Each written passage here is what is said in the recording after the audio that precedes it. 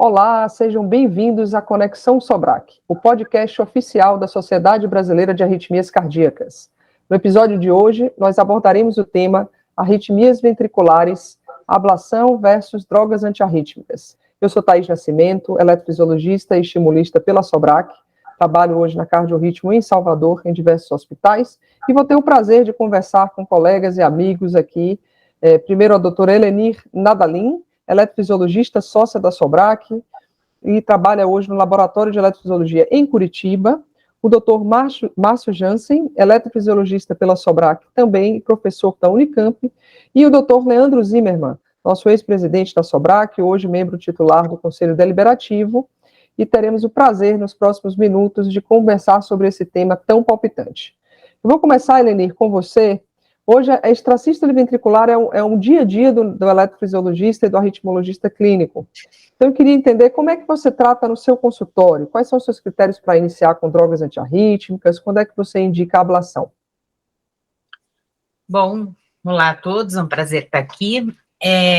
A extrasístole é um ventricular, ela é uma arritmia do cardiologista em geral, né? Geralmente, quando chega para a gente, já passou por um cardio geral. E o que a gente tem que ver nesses pacientes? Se ele tem sintomas e a quantidade de arritmia.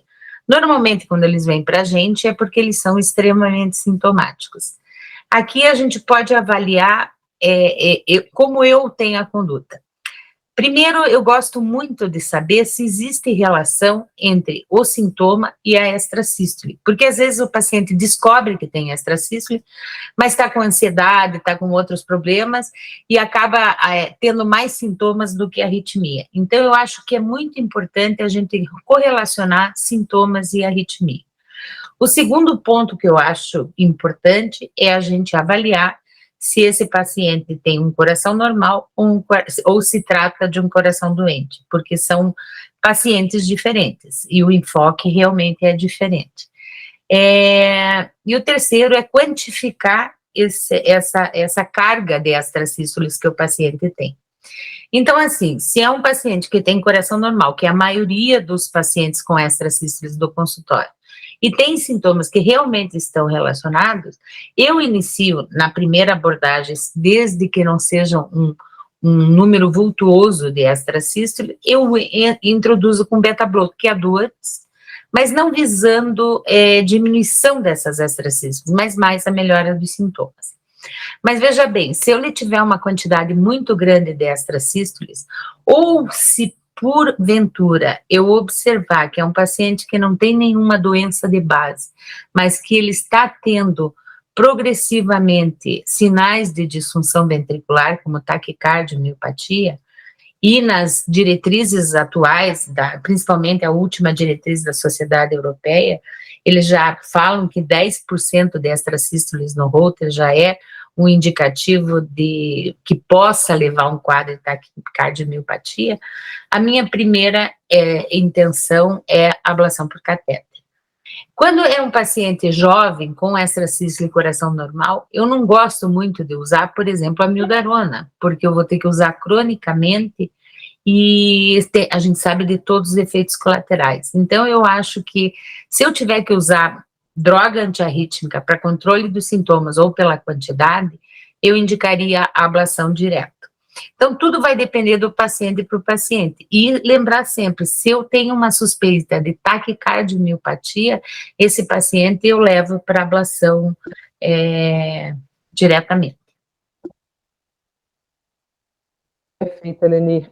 Leandro, quer complementar alguma coisa? Como é que é na tua prática? Thaís, antes de mais nada, obrigado pelo convite, é um prazer estar aqui com vocês mesmo. Né? A Elenir já falou bastante coisa, eu basicamente concordo com tudo que ela falou, mas acho que sempre tem algumas coisas que a gente pode acrescentar. Né? Alguns dados de história eu sempre levo em conta, por exemplo, história familiar de morte súbita precoce, por exemplo, desmaios on-off recentes. Quanto mais suspeita de doença eu tenho, seja por métodos de imagem, seja por exame físico, seja pela história, mais eu tendo a ser um pouco mais agressivo na investigação de doença orgânica. Então, normalmente, esses pacientes que vêm com muita extrasístole, eu costumo pedir um Holter para quantificar e costumo pedir um método de imagem. Como regra, eco, mas se eu tiver uma suspeita maior, ressonância nuclear magnética, para ver se tem alguma coisa maior na linha de fibrose também, né? Outro dado que para mim é mais acrescentando detalhes em relação ao que a Elenir falou, é que muitas vezes a morfologia da extrasístole também me interessa, tá? Até porque as últimas diretrizes também comentam sobre isso. Quanto mais a morfologia for compatível com via de saída de VD especificamente, e fascicular, mais primeira opção vai ser a ablação do ponto de vista de tratamento. Quando não é uma dessas duas morfologias, como regra, a sugestão das diretrizes até é usar beta-bloqueadores ou antagonistas dos canais de cálcio antes. A amiodarona, especificamente, é muito incomum que eu use. Um contexto em que eu uso, eventualmente, a amiodarona em pessoas jovens é para tentar provar o contexto. Então, assim, aqueles números duvidosos, quando a gente tem ali 10, 15% de extrasístoles, eventualmente eu combino com o paciente que a gente vai fazer um curso de amiodarona, tentar diminuir o número de extrasístoles e ver se reverte a taquicardiomiopia. Quer dizer, faz o diagnóstico ou não de taquicardiomiopia. Diminuindo as extrasístoles e revertendo, eu provei meu ponto, eu suspendo a amiodarona e vou fazer a minha ablação. Por outro lado, se a gente reduzir o número de extrasístoles e a doença do coração continuar, quer dizer, eu provo que, na verdade, as minhas extrasístoles são secundárias e não adianta também eu enlouquecer em torno disso. Então, só alguns detalhes acrescentando em relação ao que a Elenir tinha falado, que basicamente eu já concordava com tudo. Perfeito, Leandro. Eu vou passar a bola para o Márcio, porque eu acho que todo mundo aqui tem experiência, e esse detalhe que você falou é muito interessante, né? Porque, às vezes, quando o paciente chega jovem, com extracístole e coração ainda normal, aceito tudo que vocês estão dizendo como 100% do que eu faço. Aí eu vou passar a bola para você, Márcio, quando o paciente já chega com algum grauzinho de disfunção, e fica aquela dúvida se a extrasístole veio primeiro, ou se a extrasístole é consequência da disfunção. Aí eu vou passar a bola para você dizer como é que você faz na tua prática. Oi, Thaís, eu também queria cumprimentar a todos, é um prazer estar aqui participando desse podcast, uma iniciativa muito bacana da nossa sociedade, eu acho uma forma muito prática da gente discutir, enfim, até de uma forma coloquial, o que a gente faz no dia a dia. Fico feliz também em saber que a opinião do Elenir e do Leandro tem só que assinar embaixo. Mas antes de responder essa sua questão, Thaís, só queria lembrar de um detalhe que eu tenho visto muito ultimamente com os dispositivos vestíveis, né, os pacientes usando cada vez mais aparelhos que detectam batimento cardíaco, e também na época da pandemia agora o uso de oxímetro. Houve muitos pacientes procurando o consultório relatando bradicardia, na verdade, por uma detecção inapropriada desses dispositivos de uma frequência cardíaca normalmente baixa por causa de um bigeminismo, né? Então, muitas vezes a gente tem tido que abordar esses pacientes. Eu já recebi pacientes com indicação, uma possível indicação de marca-passo por causa de bradicardia, mas na verdade é um bigeminismo detectado erroneamente por dispositivos, né? E aí cabe a discussão, o uso talvez de beta-bloqueador, mas também pode ser complicado no paciente que está achando que vai precisar um marca-passo, você ainda dá um remédio que diminui a frequência, enfim. Em alguns casos eu tenho até que fazer uma ablação meio que terapêutica nesse sentido, sim, para limpar o traçado e eliminar essa questão. Acho que a ablação das arritmias dos pacientes com coração estruturalmente normal tem um resultado, sempre foi um resultado bom, mas agora com essas técnicas de mapeamento, em que a gente, até com uma quantidade menor de arritmias, a gente consegue localizar e cauterizar, ou mesmo com uma quantidade grande, com essas novas técnicas de mapeamento eletroanatômico, é muito difícil a gente não conseguir localizar e cauterizar e eliminar a arritmia. E até por isso mesmo, Thaís, eu estou, então, voltando à sua pergunta, o que eu costumo fazer nos pacientes com grande quantidade de arritmias, eu costumo fazer um exame inicial, que basicamente é o Holter e o eco, e eu até gosto de fazer a ressonância nesse primeiro momento, justamente para ter um controle evolutivo, porque depois o controle eu faço com eco, e o eco com algum sinal de disfunção, ou bem eu já parto para o tratamento não farmacológico, ou eu bem confirmo com a ressonância porque às vezes o eco pode ter aquela variação, fazem um serviço, depois fazem outro, enfim, pode ter alguma variação de interpretação. Então, a ressonância, para mim, parece ser um pouco mais precisa e comparável, além de dar outras informações, né? Ou, claro que o problema é que é um exame mais caro, não tem disponível em tantos lugares, enfim. Mas eu acho que, na dúvida, se o paciente está evoluindo, se tem algum grau de disfunção, e no restante, o eletrocardiograma é normal, o exame físico é normal, não tem história de doença cardiovascular, tem algum sinal de disfunção ventricular, uma grande carga de extrasístoles, eu acho que já é hora de pensar no tratamento não farmacológico, porque é um tratamento resolutivo e que, se a arritmia realmente for causadora dessa disfunção, a tendência é melhorar. Sem muita pressa também, né? Eu tive um paciente em que eu fiquei tão animado com o resultado da ablação de ter eliminado a arritmia, eu repeti o exame de imagem muito precocemente e não tinha melhorado nada. E aí eu fui esperar mais 6 meses para repetir o exame de imagem para comprovar essa melhora. Então, lembrar que quanto mais tempo de arritmia, maior tempo também demora para o paciente melhorar. Perfeito. Vamos mudar o cenário um pouquinho e a gente vai sair agora das extrasístoles de consultório e a gente vai entrar no mundo das taquicardias ventriculares, né? As taquicardias ventriculares, eu vou começar primeiro nas taquicardias ventriculares de coração normal. Eu queria ouvir a opinião de vocês. O que vocês fazem naquele paciente que vai fazer um teste e de repente ele me vem com uma taquicardia ventricular e você não consegue uma estruturação, assim, uma documentação de um eco realmente com alguma alteração. Então, eu queria ver, assim, que vocês abrem mão da ressonância para determinar se o paciente tem, de fato, alguma alteração estrutural, quando é uma taquicardia ventricular. Se a morfologia, como disse o Leandro, é uma morfologia muito benigna, você vai adiante para uma ablação de imediato ou coloca remédio e tenta refazer o teste. Como é que está isso? Eu vou começar com você, Leandro, que foi bem provocativo nos seus comentários. Tá joia, obrigado, Thaís. Não, tranquilo. Eu acho que a gente tem alguns critérios que apontam para mais risco, né? Tem um trabalho bem recente que mostra que, na verdade, mais importante do que o desenvolvimento de taquicardia ventricular durante o esforço é o desenvolvimento da taquicardia ventricular na recuperação.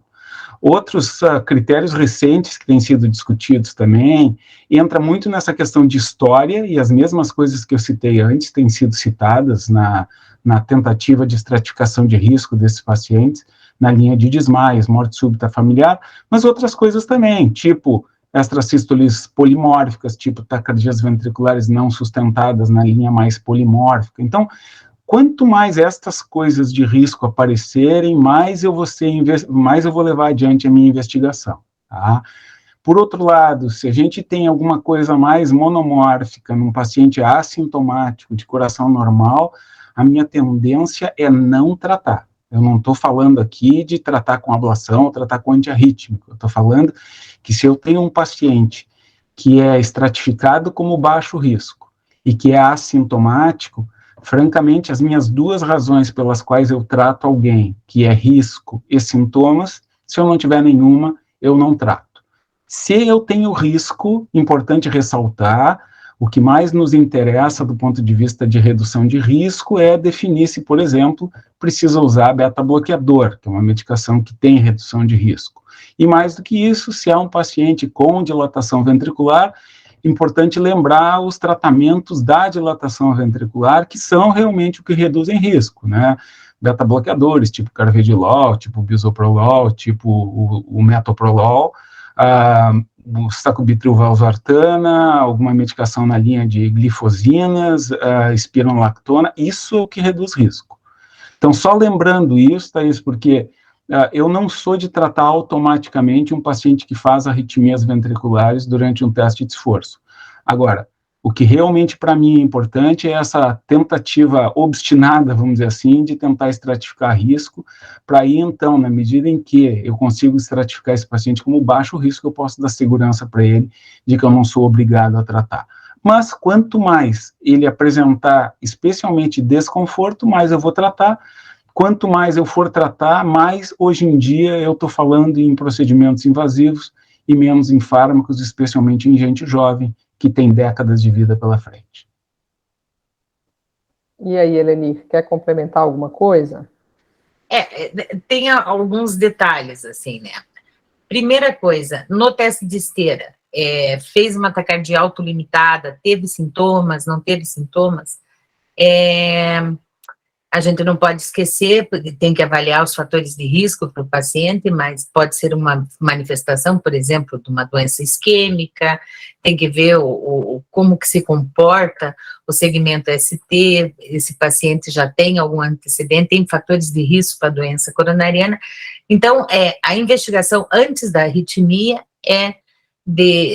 podendo chegar até um exame, uma angiotomo coronária ou até um cateterismo.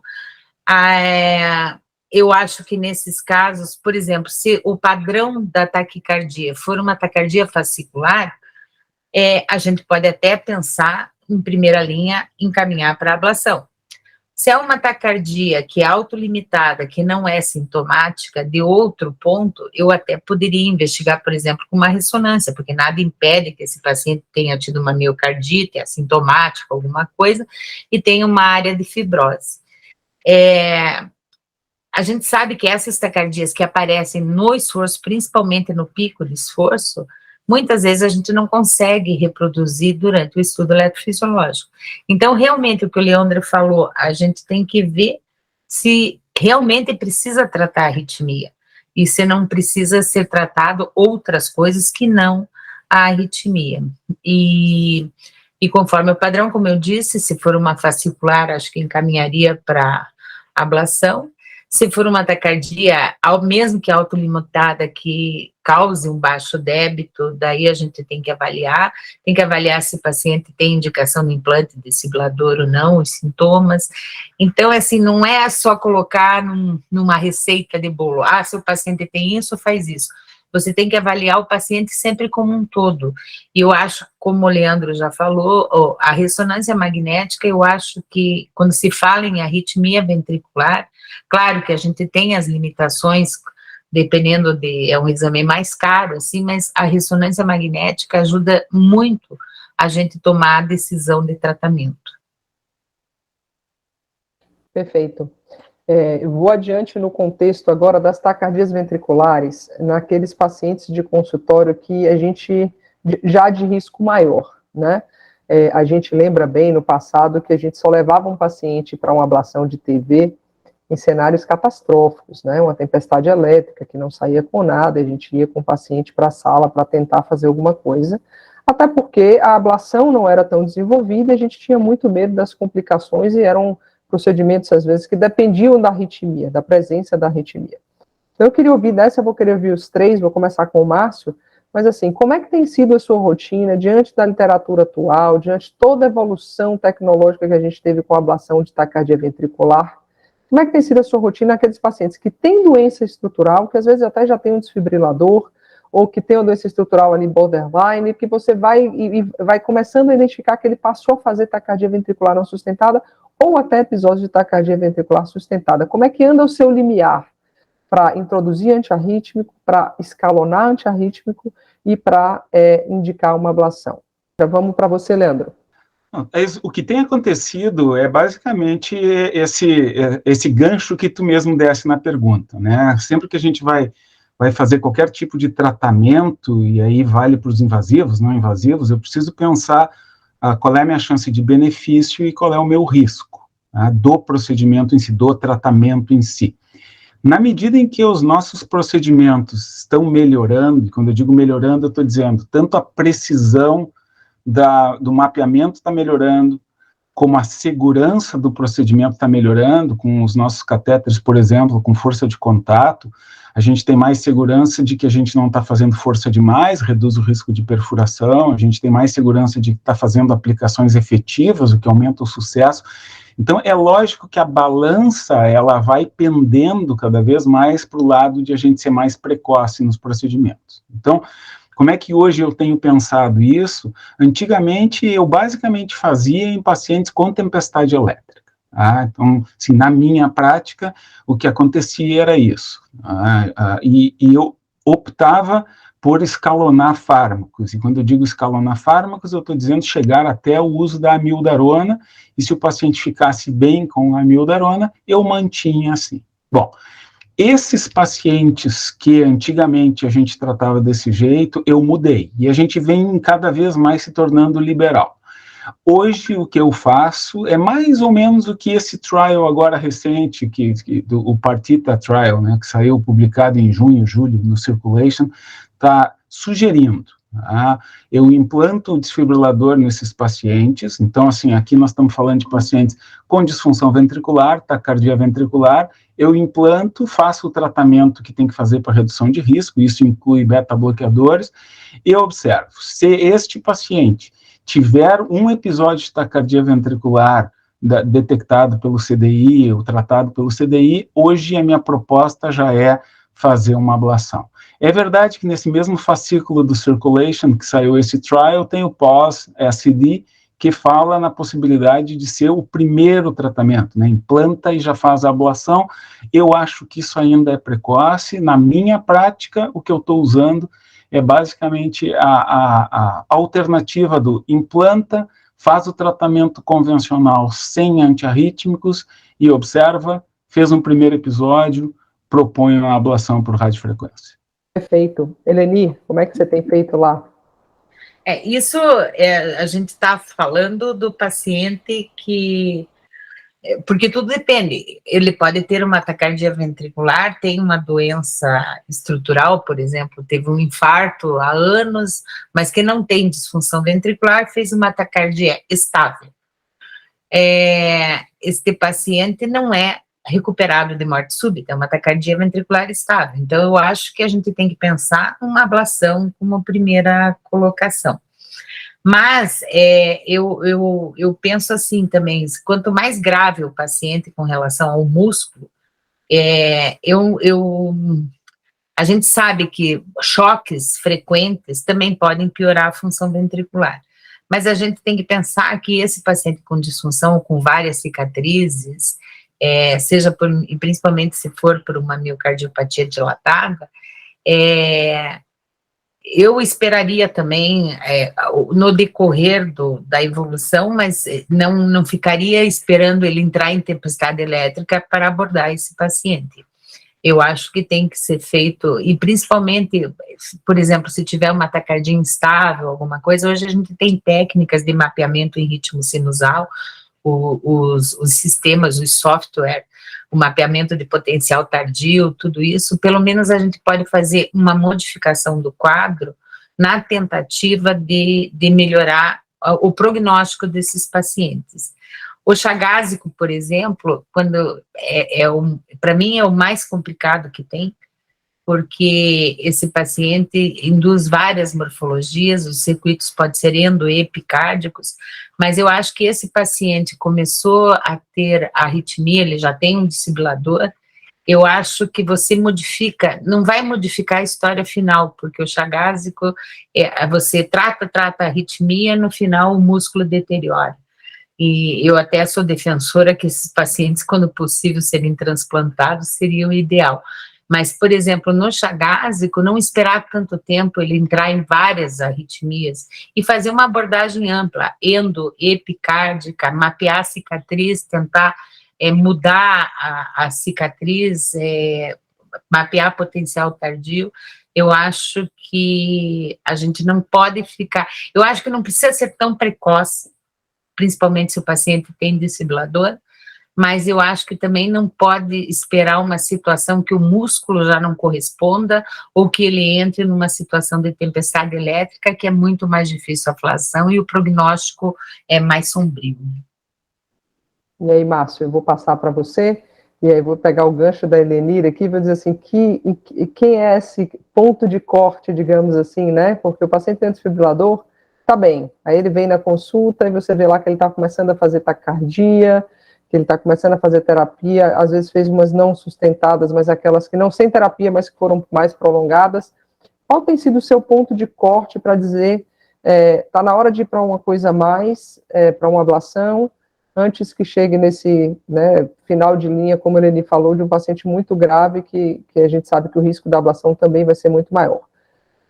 Com você, Márcio. Então, o que eu falo é que realmente esse tema está evoluindo, e então eu acho que a gente está progredindo com o conhecimento, a tecnologia nesse ponto tem avançado também, e, enfim, eu acho que a gente está sendo cada vez mais precoce, concordo com o Leandro, concordo com a Elenir. O que eu ainda, na minha prática, tenho alguma limitação, dependendo do contexto, e no contexto do sistema público de saúde, eu ainda tenho alguma limitação. Então, realmente, o uso da amiodarona para esses pacientes, eu digo amiodarona porque, basicamente, é a amiodarona antiarrítmica que a gente tem para usar. O tratamento farmacológico tem que ser completo, como o Leandro citou, o tratamento antiarrítmico deveria ser amiodarona, e é isso que eu tenho tido essa limitação ainda, por causa do custo da tecnologia, inclusive suporte circulatório também, que eu tenho alguma dificuldade. Então, eu também não me sinto muito, vamos dizer assim, apesar dos resultados promissores, eu acho que a gente está caminhando para isso. Eu honestamente não me sinto ainda muito, vamos dizer, culpado de não fazer ou de retardar para fazer por causa dessas limitações.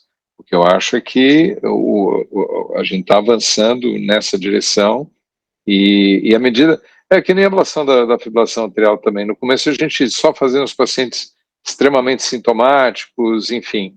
E hoje a gente está fazendo cada vez mais precocemente e os resultados melhorando. Então acho que a gente está passando nessa nova fronteira, vamos dizer, no tratamento da arritmia ventricular. Perfeito. A gente pode fazer, vamos entrar um pouquinho mais específico, fazer um bate-bola rápido. Vou começar com o Leandro. Doenças específicas, o que você faz de diferente na displasia, no Brugada, no QT longo? O que você tem feito de diferente em relação às arritmias ventriculares, Leandro? Perfeito. Acho que aqui é importante mesmo, porque até agora a gente estava falando de miocardiopatias dilatadas, e agora a gente está entrando num outro mundo, né? A gente está entrando aqui em canalopatias, coisas desse tipo. Então, sendo bem específico, até por uma questão de tempo, esses três que tu citaste: displasia de ventrículo direito, os procedimentos de ablação, eles são muito menos resolutivos, esse é um processo que evolui. Eu trabalho displasia muito mais CDI e beta-bloqueadores, e a ablação, para mim, entra efetivamente como uma coisa temporária num paciente que está com dificuldade de controle. QT longo, basicamente drogas, e aqui eu não estou falando do CDI, que né, assim, sempre entra como uma possibilidade em casos de prevenção secundária, pelo menos com certeza. Mas QT longo, basicamente, é beta-bloqueador associado a CDI, a gente não está falando de ablação. E Brugada, a gente sabe, sim, que dá para fazer ablação em região epicárdica de via de saída, mas isso, para mim, é uma coisa de último quadro. A gente não costuma, não tem tantos casos de Brugada, assim, para eu te dizer que eu tenho uma grande experiência com isso. Eu praticamente vi um caso que a gente teve que chegar a esse ponto. Então, nessas situações específicas, é muito mais difícil a gente padronizar uma resposta. Acho que cada quadro acaba tendo a sua determinação específica. Perfeito. Eleni, quer complementar? Eu acho que muitas coisas podem evoluir, né, mas tem algumas coisas diferentes. Por exemplo, a gente já teve caso de paciente que faz pré-síncope, síncope, achavam até que o paciente era psiquiátrica, e a gente via que ela tinha rajadas de taquicardia ventricular, e sempre desencadeadas por uma extracístole num foco. Então, esse paciente, por exemplo, pode ser, e o coração era estruturalmente normal. Esse paciente pode ser abordado com ablação, você ablacionando a extracístole disparadora da arritmia sustentada ou mais prolongada que causava os sintomas, você pode ter uma chance de cura desse paciente. Outras situações de paciente de QT que interne com muita taquicardia polimórfica, pensar em modulação autonômica ou anestesia do gânglio estrelado numa situação de emergência, ou até numa tempestade elétrica, você fazer isso para tentar estabilizar um pouco o paciente, são coisas que pode fazer. A gente sabe do Brugada, ablação de Brugada, que é ablações na via de saída, nós nunca fiz uma ablação dessas, né, mas são técnicas promissoras, mas mesmo porque Brugada é tão raro da gente ter um paciente assim que chegue a esse ponto, né, não tenho paciente desse tipo. Mas eu acho que na medicina, mas principalmente na nossa área de arritmias e da eletrofisiologia invasiva, o que a gente está falando hoje é que daqui 6 meses, com certeza, vão ter novidades, sejam de materiais que tornam procedimentos mais fáceis ou mais acessíveis e novas indicações. Então, assim, a gente tem várias ferramentas e como eu disse, a gente tem que identificar paciente por paciente. Com relação à displasia DVD, é o que o Leandro falou, são pacientes graves, ou indicação de implante desfibrilador. Eventualmente, você vai ter que entrar com uma ablação para melhora de sintoma, para controle, mas realmente são pacientes mais graves. Eu acho que é isso.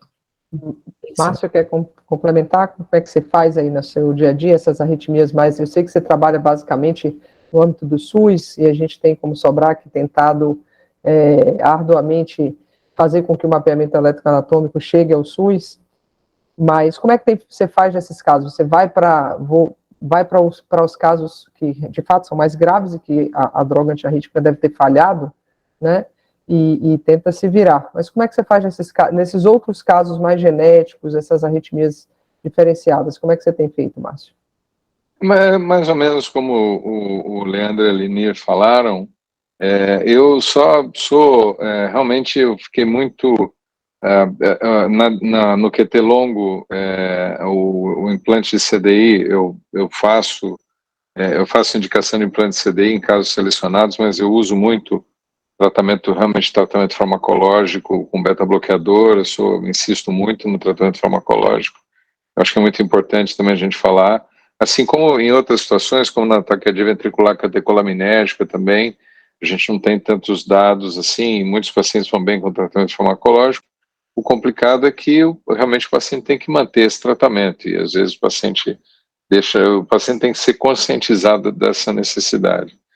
A do Brugada, eu sou entusiasta, eu achei uma loucura quando eu vi a primeira vez, uma coisa do outro mundo, mas quando eu vi, quando nós fizemos um caso, realmente me pareceu muito interessante. Eu fico esperando o resultado de longo prazo, porque nesse entusiasmo inicial, depois eu não vi mais muitas publicações, mas eu achei uma coisa interessante, como uma loucura também, quando eu vi a primeira vez que o Michel Izaguirre falou em ablação de fibrilação ventricular idiopática.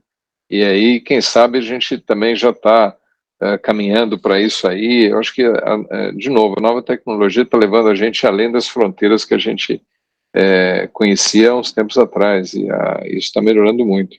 E só para falar de uma arritmia que é importante também e muito esquecida, e até aqui, quer dizer, a miocardiopatia hipertrófica também, que o duro da miocardiopatia hipertrófica é que, apesar de ser tão comum, a gente não tem ainda uma orientação que seja baseada em um grande número de casos, enfim, alguma orientação do tipo, enfim, de pacientes isquêmicos e tal. E só para dizer, eu costumo usar a calculadora, existe a calculadora de risco da Sociedade Europeia, eu procuro usar essa calculadora na prática clínica. Existe também uma outra maneira de estratificar o risco, que é a da Sociedade Norte-Americana, e na última diretriz, só para complementar, que na última diretriz europeia, eles falam mais ainda da importância da detecção de realce tardio, portanto, o uso da ressonância nesse paciente para tentar prever o risco de morte cardíaca súbita, e que eu acho que também é uma população que e que a ablação nesses pacientes é ruim, né, de arritmia ventricular, enfim, o tratamento farmacológico e o desfibrilador em pacientes selecionados é que é importante. Quando a gente está conversando de um assunto que a gente gosta, o tempo passa rápido, né? Eu vou pedir para cada um de vocês fazer assim uma mensagem final de uma coisa, de tudo que a gente discutiu, uma coisa que tem que ficar guardada, né, que tem que ficar como mensagem final. Vou começar com o Leandro, depois a Elenir e o Márcio, e aí a gente encerra esse podcast. Obrigado, Thaís. Foi um prazer mesmo.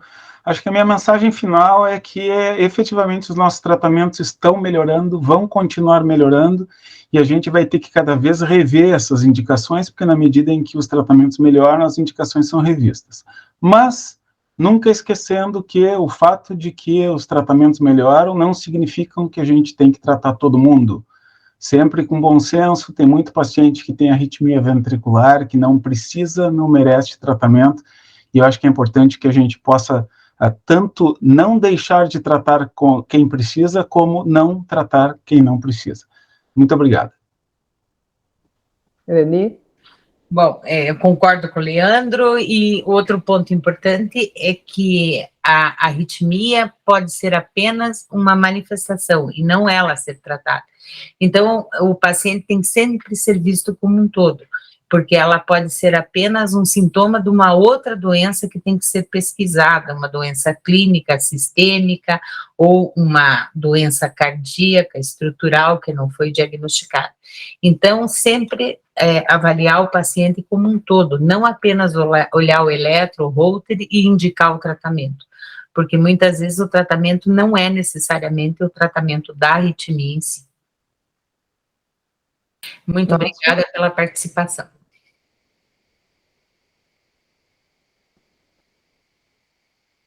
Pode passar. Márcio, suas considerações finais.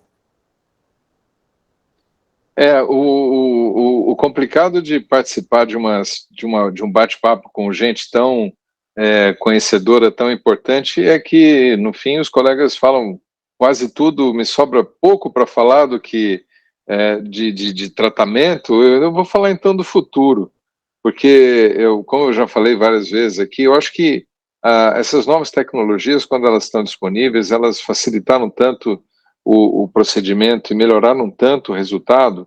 Eu acho que a gente está caminhando para uma situação em que a gente está sendo mais complacente com a indicação, e eu acho que isso vai beneficiar muitos dos pacientes, os pacientes sem cardiopatia, né, com uma possibilidade de tratamento não farmacológico versus um tratamento antiarrítmico, que muitas vezes não seria indicado.